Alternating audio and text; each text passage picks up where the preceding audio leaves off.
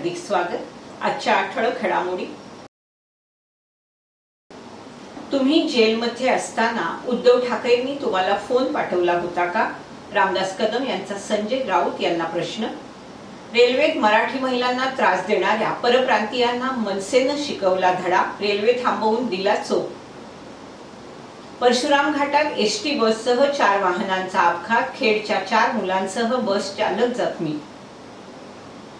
महाविकास आघाडीच्या जाहीरनाम्याला रामदास कदमांचं उत्तर। चणेरामध्ये महायुतीची विराट सभा, जणू काय महेंद्र दळवी यांच्या विजयाची नांदी। सविस्तर वृत्त। निवडणुका जिंकण्यासाठी दहशतवादाला संरक्षण दिलं जातं, सरकारकडून तुरुंगात फोन दिले जातात असं वक्तव्य संजय राऊत यांनी केलं होतं। याला रामदास कदम यांनी उत्तर दिले। यावेळी बोलताना त्यांनी संजय राऊत असं बोलतात याचं आश्चर्य वाटतं असं म्हणत, संजय राऊत तुम्ही तुमचे अनुभव सांगताय का? तुम्ही जेलमध्ये असताना तुमच्या जवळ फोन होता का? उद्धवजींनी तुम्हाला फोन पाठवला होता का? असा त्याचा अर्थ लावायचा का? असे प्रश्न उपस्थित करीत शिवसेना नेते रामदास कदम यांनी दहशतवाद पोसतोय कोण? उद्धवजींच्या सभेत पाकिस्तानचे झेंडे फडकतायत आणि बॉम्बस्फोटाचे आरोपी बसतायत, त्यामुळे दहशतवादाला पाठिंबा देते कोण हा प्रश्न देखील उपस्थित केला। तसेच यावेळी त्यांनी संजय राऊत तुम्ही असे निघालात म्हणत तुमच्याकडून अपेक्षा नव्हती असं सांगत, किमान तुम्ही तरी तागडी घेऊन बसला होतात असं मला कालपर्यंत वाटत होतं। सत्य आहे ते बोला ना, उद्धवजी असू दे किंवा शरद पवार असू दे, हा सल्ला देखील त्यांनी यावेळी दिला। तसेच चुकलं तर चुकलं बोलायची हिम्मत संजय राऊतांजवळ आहे हे मी आजपर्यंत समजत होतो, थोडीशी सुधारणा करून घ्या असा टोला देखील त्यांनी यावेळी लगावलाय। शिंदेचं सरकार किंवा बीजेपीचं सरकार जे आहे ते दहशतवादाला संरक्षण देतं आणि निवडणुका जिंकण्यासाठी कैद्यांना तुरुंगात फोन दिले जाते। संजय राऊत म्हणतायत याचं आश्चर्य वाटतं मोठं। मग संजयजी तुम्ही तुमच्या अनुभव सांगतात की काय? म्हणजे तुम्ही जेलमध्ये असताना तुमच्याकडे पण फोन होता का? उद्धवजींनी फोन पाठवला होता का? असा त्याचा अर्थ लावायचा का? आणि नंबर 2, दहशतवाद पोसतोय कोण? उद्धवजींच्या सभेमध्ये पाकिस्तानचे झेंडे फडकत आहेत आणि बॉम्बस्फोटाचे आरोपी बसत आहेत। दहशतवादाला पाठिंबा देतोय कोण? संजय राऊत तुम्ही पण असं निघालात, तुमच्याकडे मला अपेक्षा नव्हती, किमान तुम्ही तर तागडी घेऊन बसलात असं मला काल पण वाटलं होतं। ते सत्य आहे ते बोला ना। मग उद्धवजी असू देत किंवा शरद पवार साहेब असू देत, अहो चुकलं तर चुकलं बोलण्याची हिंमत संजय राऊतांकडे आहे असं मी काल पण समजत होतो। थोडीशी सुधारणा करून घ्या असं मला वाटतं। धन्यवाद। कोकण रेल्वे मार्गावर धावणाऱ्या हजरत निजामुद्दीन एक्सप्रेस मध्ये मराठी कुटुंबातील महिलांना 3 परप्रांतीय तरुणांनी दमदाटी करून मारहाण करण्याचा प्रयत्न केला। यावेळी या महिलांनी तात्काळ मनसेचे अविनाश जाधव आणि वैभव खेडेकर यांच्याशी संपर्क साधून मदत मागितली। त्यावेळी चिपळूण येथील मनसे पदाधिकाऱ्यांशी संपर्क साधून त्यांना या घटनेची माहिती देण्यात आली। घटनेची माहिती मिळताच मनसेचे अमोल अवेरे, सौरभ कांबळे, अवधूत मोरे यांनी स्थानिक मुलांसह चिपळूण रेल्वे स्थानकात धाव घेतली आणि हजरत निजामुद्दीन एक्सप्रेसला चिपळूण स्थानकात थांबा नसताना देखील थांबवून मराठी महिलांना त्रास देणाऱ्या 3 परप्रांतीय तरुणांना चांगलाच धडा शिकवला।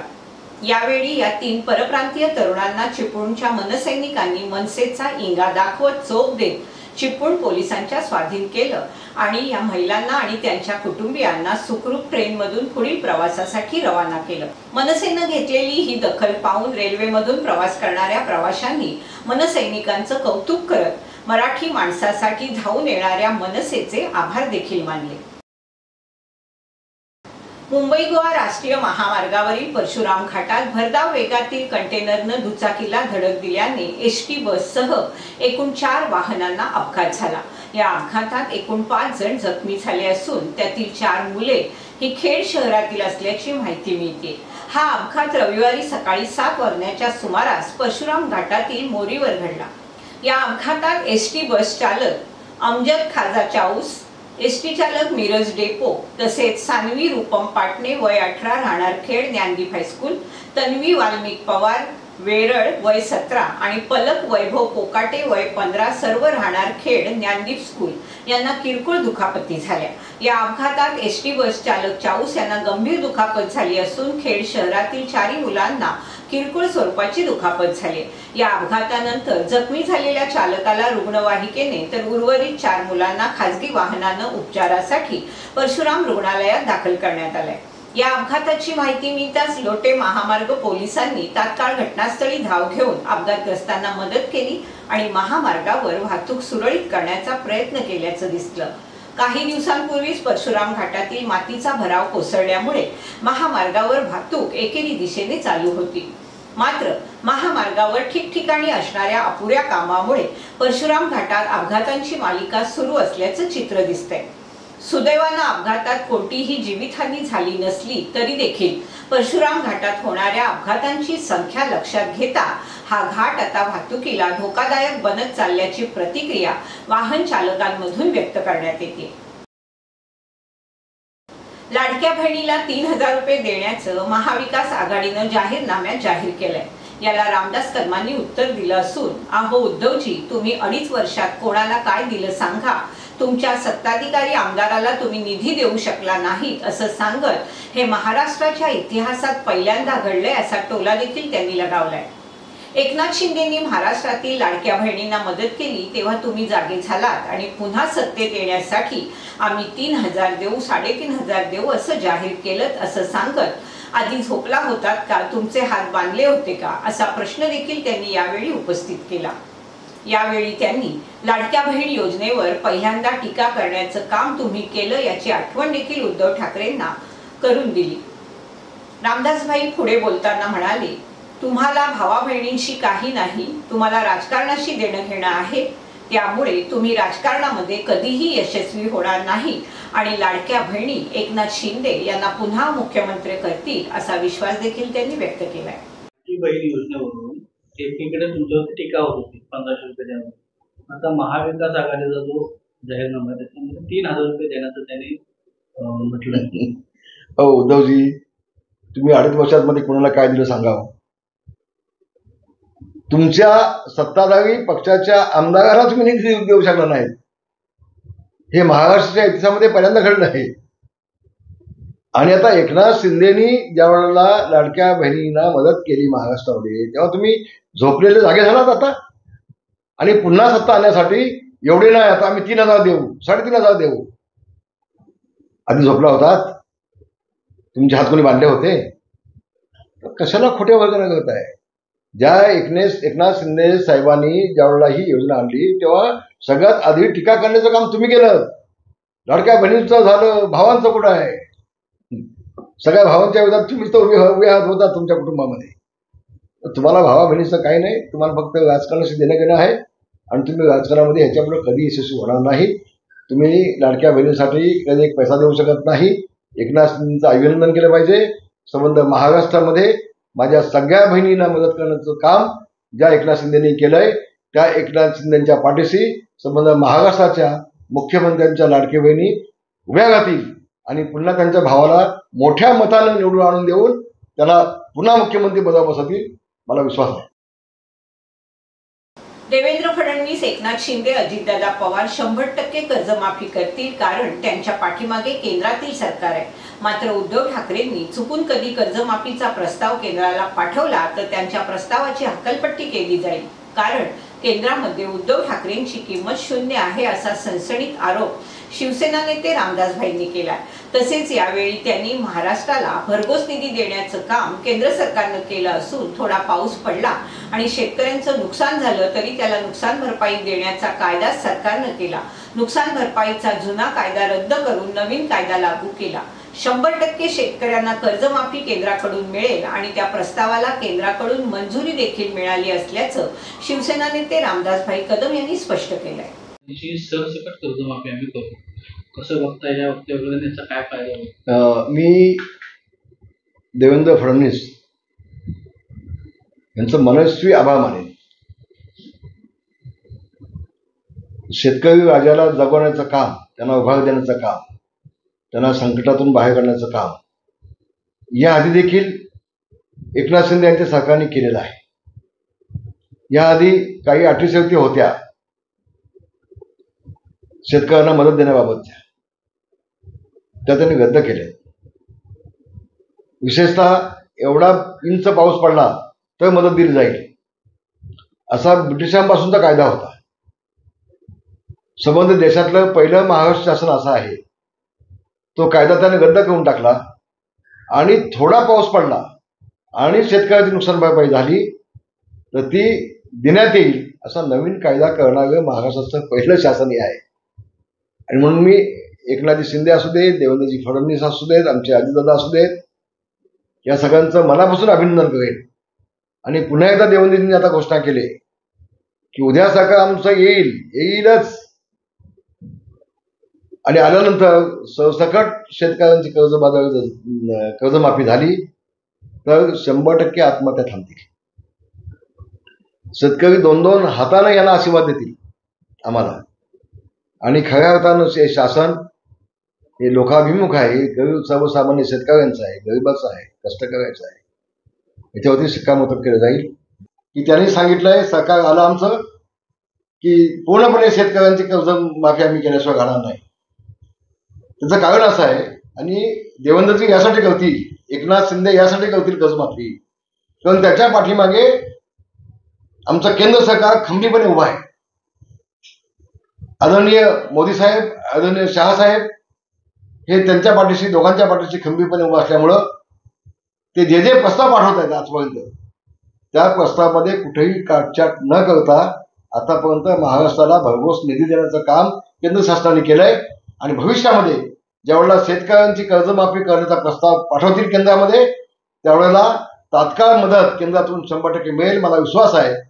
पण चुकून कधी उद्धवजींनी म्हटलं मी प्रस्ताव पाठवीन तर त्या प्रस्तावाची हकालपट्टी केली जाईल. आता केंद्रामध्ये उद्धव ठाकरेंची किंमत 0 आहे. त्यांनी आपली किंमत संपवली. बाळासाहेबांचा मुलगा म्हणून त्यांचा रिस्पेक्ट होता ती त्यांनी मोदी आणि शहाना शिव्या घालून त्यांना अपमानित करून त्यांची स्वतःची लायकी संपवलेली आहे केंद्रामध्ये. म्हणून उद्धवजींनी हे डोक्यात विचार देखील आणू नये. हे काम फक्त आता एकनाथजी शिंदे आणि देवेंद्र फडणवीस अजितदादाच करू शकतात हा विश्वास माझ्या मनामध्ये आहे.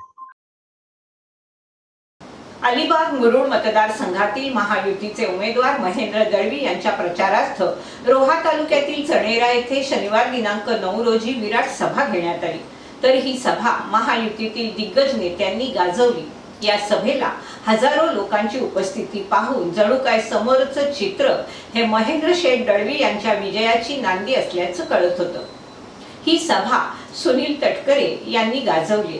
लोकांचा उत्साह पाहून मी दुसऱ्यांदा नक्कीच आमदार म्हणून निवडून येईल असा विश्वास महेंद्र दळवी यांनी व्यक्त केलाय. गेल्या अनेक वर्षापासून अलिबाग मुरुड रोहा येथील जनतेची कामं प्रामाणिकपणे करत आलो. गेल्या 5 वर्षापासून येथील जनतेशी ऋणानुबंध ठेवले. या माझ्या मतदारसंघात खासदार सुनील तटकरे यांच्या मार्गदर्शनाखाली तसेच राज्याचे मुख्यमंत्री एकनाथ शिंदे, उपमुख्यमंत्री देवेंद्र फडणवीस, अजितदादा पवार यांच्या माध्यमातून असंख्य कोट्यावधी रुपयांची विकास कामं केली आहेत. विरोधकांकडे कोणतेही मुद्दे नसल्यामुळे वाटेल ते बोलायला लागले. त्यांच्या पायाखालची वाळू सरकली. माझी निवडणूक ही माझ्या माता भगिनींनी खांद्यावर घेतली. येथील जनताच येत्या 20 तारखेला महायुतीच्या उमेदवाराला म्हणजे धनुष्यबाण या चिन्हाला बटन दाबून प्रचंड मतांनी विजयी करेल याबाबत माझ्या मनात काही शंका नाही. महायुतीच्या माध्यमातून अलिबाग रोहा मतदारसंघातून धनुष्यबाण या चिन्हावर मला दुसऱ्यांदा विधानसभा लढवण्याची संधी मिळाली. याच मतदारसंघात शेतकरी कामगार पक्षाशिवाय दुसरा आमदार दुसऱ्यांदा निवडून आला नाही. त्यामुळे मला इतिहास साजरा करण्याची सगळ्यांनी संधी द्यावी, सगळ्यांचं मार्गदर्शन आणि आशीर्वाद मिळावं असं आवाहन देखील महेंद्र दळवी यांनी केलंय. यावेळी खासदार सुनील तटकरे यांनी जनसमुदायाला संबोधित करताना सांगितलं, अलिबाग मुरुड मतदारसंघातील अनेक विकास कामे दमदार आमदार महेंद्र शेठ दळवी यांच्या माध्यमातून झाली. अनेक प्रकल्पांना चालना देखील मिळाली. त्यामुळे महेंद्र शेठ काळजी करू नका, तुम्ही निश्चिंत राहा. 50,000पेक्षा जास्त मताधिक्याने तुम्ही निवडून याल अशी खात्री तटकरेंनी यावेळी दिली. आदरणीय मुख्यमंत्री शिंदे साहेब झाल्यानंतर खरं आता कामाला गती मिळाली. गतिमान महाराष्ट्र म्हणतो आपण. खरं आहे. मग अशा अनेकांनी योजनांचा इथे उल्लेख केला. अनेक योजना आहेत त्या लोककल्याणकारी निश्चित आहेत. पण आपल्या मंत्री महोदय आदित्यांच्या खात्याअंतर्गत मुख्यमंत्री लाडकी बहीण योजना जेव्हा आली तेव्हा खऱ्या अर्थाने सर्वसामान्यांमध्ये वेगळा मेसेज गेला. विरोधक ज्या पद्धतीने या योजनेवरती बोलत होते ते आताची चक्क घडी घेऊन बसले. अनेक दावे प्रतिदावे केले त्यावेळेला, पण खऱ्या अर्थाने ही योजना घराघरात पोहोचली. माझ्या सर्वसामान्य माता भगिनींना 1500 रुपयाच्या मदतीचा हात निश्चित मिळाला. आणि विरोधकांमध्ये जे चर्चा व्हायची त्याला एक चांगलं चोख उत्तर त्या ठिकाणी सरकारच्या माध्यमातून दिलं गेलं. आणि म्हणून महाआघाडी महायुती हा जो काही संघर्ष आता आपल्या महाराष्ट्रामध्ये सुरू आहे ते एकंदर बघत असताना महाआघाडीकडे आता काही उरलेली एकंदर परिस्थिती निर्माण झाली. आणि म्हणून मध्येच आता घोषणा करतात की आम्ही 1.5 ते 3 देऊ, 4 देऊ, हे सगळं चालू असतात. प्रत्येक त्याला काउंटर करायचा प्रयत्न निश्चित करा. पण लोकांना माहिती आहे की गेल्या 28 वर्षामध्ये महाराष्ट्र सरकारने ज्या योजना सर्वसामान्य माणसाच्या आणल्या त्या खऱ्या अर्थाने दिशादर्शक निश्चित आहे. आणि म्हणून ही लढाई महाराष्ट्रामध्ये माझ्या महिलांनी खांद्यावरती घेतली असं मी निश्चित सांगेन. जे वातावरण थोडस गढूळ झालं होतं ते खऱ्या अर्थाने आता या 2-2.5 महिन्यामध्ये लोकांपर्यंत पोहोचलं, निवडलं असं मी निश्चित सांगेन. आणि आज विरोधकांकडे कुठलीही परिभाषा नाही आहे. खर तर आज माझ्या समोर जे उमेदवार उभे आहेत, मग शेतकरी कामगार पक्ष असेल, अपक्ष असतील, अन्य असतील, तसं मी नेहमी सांगतो आजची लढाई माझी माझ्याशीच आहे. कारण खऱ्या अर्थाने गेल्या 5 वर्षामध्ये आपल्या मार्गदर्शनाखाली जी जनतेची प्रामाणिकपणे सेवा केली ते खरं आज या ठिकाणी दिसते. आज हृदयस्पर्शी अशी चर्चेची सभा निश्चित आहे. माजी सैनिक संघटना आणि सैनिक समाज पार्टीनं चिपळूण संगमेश्वर विधानसभा मतदारसंघाचे महाविकास आघाडीचे उमेदवार प्रशांत बबन यादव यांना पाठिंबा जाहीर केलाय. माजी सैनिक संघटना आणि सैनिक समाज पार्टीचे रत्नागिरी जिल्हाध्यक्ष सुभेदार सुरेश शिंदे, उपाध्यक्ष जाफर कवारे, सचिव संजय शिंदे, सदस्य दीपक पवार, मानाजी आयरे, मनोहर शिर्के, शशिकांत कदम यांनी पाठिंबा दिलाय. जिल्हाध्यक्ष सुरेश शिंदे यांनी या संदर्भात चिपळूणचे माजी आमदार तथा राष्ट्रवादी काँग्रेस पक्ष शरदचंद्र पवार या पक्षाचे प्रदेश उपाध्यक्ष रमेशभाई कदम आणि चिपळूण संगमेश्वर विधानसभा मतदारसंघाचे महाविकास आघाडीचे उमेदवार प्रशांत यादव यांची भेट घेत आपला पाठिंबा जाहीर केलाय. यावेळी नथू यतीश कडवईकर, सुधीर जानवलकर आदी उपस्थित होते. माजी सैनिक संघटना आणि सैनिक समाज पार्टीचे रत्नागिरी जिल्हाध्यक्ष सुभेदार सुरेश म्हणाले, प्रशांत यादव हे स्वच्छ चारित्र्याचे उमेदवार आहेत. लोकप्रतिनिधी नसताना देखील त्यांनी जे कार्य केलंय ते अवर्णनीय आहे. वशिष्ठी डेअरीच्या माध्यमातून त्यांच्यामुळे हजारो शेतकऱ्यांना लाभ मिळालाय. तरुणांना शेती आणि शेतीपूरक व्यवसायाकरता प्रेरणा मिळते. महिलांच्या हाताला काम मिळतंय. त्यांच्यासारखा अभ्यासू, शेतकऱ्यांबद्दल आत्मीयता असणारा, रोजगाराची दारे खुली करणारा लोकप्रतिनिधी चिपळूण संगमेश्वर मतदारसंघाला आमदार म्हणून लाभला तर या मतदारसंघाचा चेहरा मोहरा बदलून जाईल. तसेच आम्ही पूर्ण ताकदीनिशी प्रशांत यादव यांच्या प्रचारात झोकून देऊन काम करू. महाविकास आघाडीला चिपळूण संगमेश्वर विधानसभा मतदारसंघात नक्कीच विजय मिळेल असा विश्वास सुरेश शिंदेंनी व्यक्त केलाय.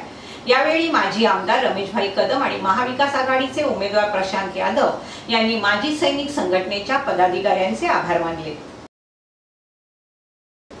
आमच्या योजनांचे नाव बदलून काँग्रेसला जाहीरनामा छापायचा होता तर मुख्यमंत्री लाडकी बहीण योजनेविरुद्ध कोर्टात याचिका का दाखल केली याचं उत्तर काँग्रेस आणि महाविकास आघाडीच्या नेत्यांनी द्यावं. मगच लाडकी बहीण योजनेवर बोलावं. लाडकी बहीण योजनेचे 1,500 रुपये प्रत्येक महिलेसाठी किती महत्त्वाचे आहेत याची जाणीव संजय राऊत यांच्यासारख्या लोकांना समजणार नाही किंवा लोकसभेत खटाखट पैसे देणार म्हणणाऱ्या राहुल गांधींनाही या योजनेची किंमत कळणार नाही. ज्या उद्धव ठाकरेंनी दसरा मेळाव्यात जाहीरपणे लाडकी बहीण योजना बंद करणार म्हणून घोषणा केली, त्यांनाही आधी राज्यातील माता भगिनींची माफी मागावी आणि मगच याविषयी बोलावं अशी टीका भाजपचे प्रवक्ते आमदार नितेश राणे यांनी केली। कणकवलीत पत्रकार परिषदेत बोलताना आमदार नितेश राणे म्हणाले, लाडकी बहीण योजनेमुळे महाविकास आघाडीची झोप उडाली, त्यामुळेच काँग्रेसच्या एका समर्थकाने कोर्टात याचिका टाकली, ती मागे घ्या मग तोंड उघडा, तुम्ही डबल ढोलकी आहात हे जनतेला माहितीये, त्यांना पैशाची किंमत कळणार नाही, 1,500 रुपयांमुळे किती लोकांची दिवाळी गोड झाली ते विचारा, मग लाडकी बहीण योजनेचं महत्त्व कळेल असं आमदार नितेश राणे म्हणाले।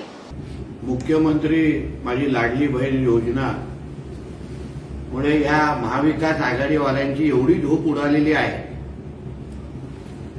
की म्हणे कुठली तरी महालक्ष्मी योजना महिलांसाठी हे लोक आणत आहेत आणि दरमहा 3,000 रुपये देणार आहे। अगर तुम्हाला आमची योजना नाव बदलून तुम्हाला तुमच्या जाहीरनाम्यामध्ये नावच छापायचं होतं तर मला काँग्रेस आणि महाविकास आघाडीवाल्यांना विचारायचं आहे की तुम्ही मुख्यमंत्री लाडली योजनेच्या विरोधात कोर्टामध्ये याचिका का टाकली आहे? तुम्हाला ती योजना अगर पुढे घेऊन जायची असेल, जसं संजय राजाराम राऊत सकाळी बोलतोय की आम्ही मुख्यमंत्री लाडली बहीण योजना पुढे घेऊन जाणार, मग तू ज्यांच्या मांडीला मांडी लावून बसलायस त्या काँग्रेस पक्षाने, काँग्रेसच्या एका समर्थकांनी ही योजना बंद पडावी यासाठी कोर्टात याचिका टाकली आहे। ती पहिली याचिका मागे घ्या आणि मगच मुख्यमंत्री लाडली बहीण योजनेच्या पुढे चालण्याची भाषा करा। आणि तुमच्या राहुल गांधीजींनी लोकसभेच्या टायमाला खटाखट अकाउंटमध्ये पैसे येणार असं जाहीर केलं होतं आणि ते तेवढाच पटापट इटलीला निघून गेले। म्हणजे तुमचा उद्धव ठाकरेंनी दसऱ्याच्या मेळाव्यामध्ये सांगून टाकलंय की चुकून ठाकरे सरकार आलं, चुकून महाविकास आघाडीचं सरकार आलं तर या सगळ्या योजना पहिल्या 11 दिवसामध्ये बंद करणार।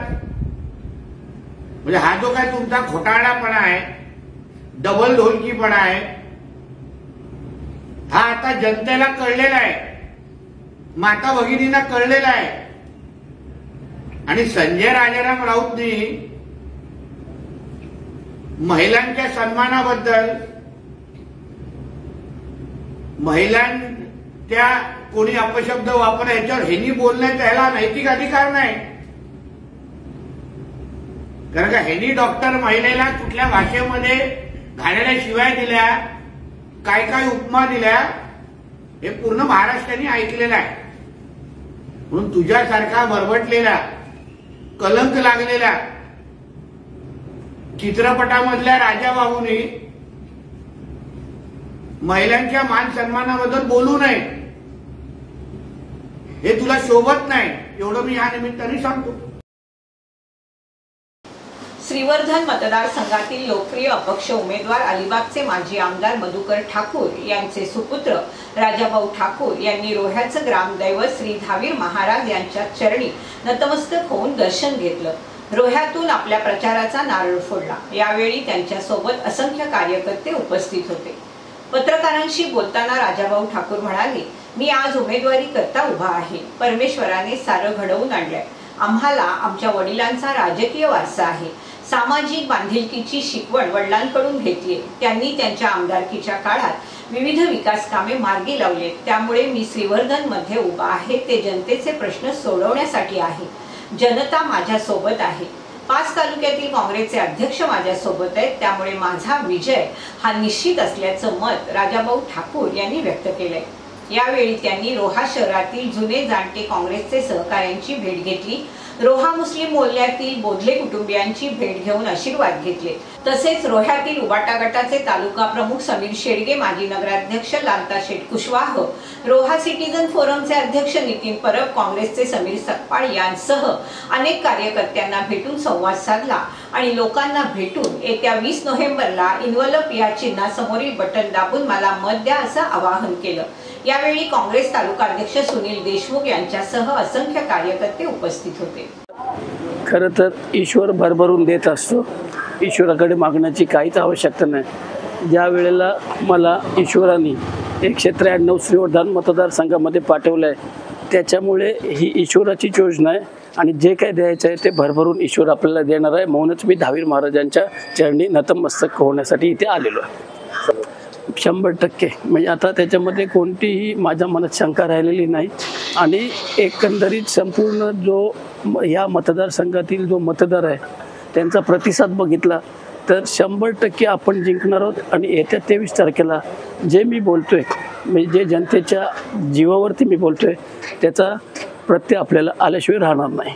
मी दुसऱ्याबद्दल बोलणं मला योग्य वाटत नाही, त्यांनी काय केले आणि काय नाही, कारण ऐकून होतं बरंच काय, पण ज्या वेळेला मी प्रत्यक्ष बघितलं त्यावेळेला वाडवडिलांनी जे म्हटलेलं होतं की आपल्या कानात आणि डोळ्यांमध्ये 4 बोटांचं अंतर आहे, ते मला तंतोतंत पटलेलं आहे। मी दुसऱ्याच्याबद्दल बोलण्यासाठी इथे आलेलो नाही। माझे वडील माजी आमदार अलिबाग उरणचे आमदार होते।